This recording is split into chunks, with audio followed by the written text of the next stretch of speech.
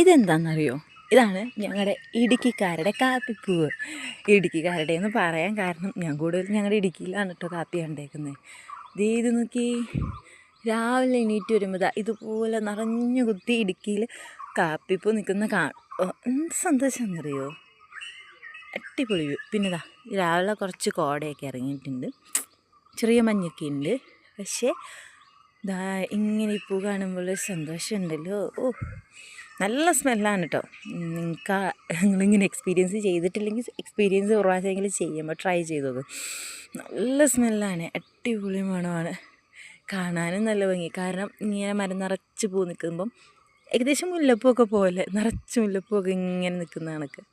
പിന്നെ ഇത് ഏലമാണ് കേട്ടോ, ഈ കാണുന്നത് ഏലം.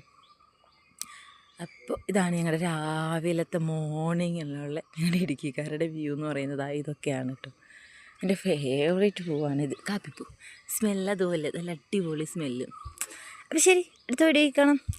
ഇടുക്കിക്കാരെന്ന് പറയുന്ന കേട്ട് വിഷമിക്കൊന്നും വേണ്ട കേട്ടോ, എല്ലാവരും സൂപ്പറാണ്. പിന്നെ ഞങ്ങൾക്ക് ഞങ്ങളുടെ നാടിനോട് കുറച്ചൊരു ഇഷ്ടം കൂടുമല്ലോ, അത്രേ ഉള്ളൂ. സബ്സ്ക്രൈബ് ചെയ്ത് ലൈക്ക് ചെയ്യാൻ മറക്കല്ലേ.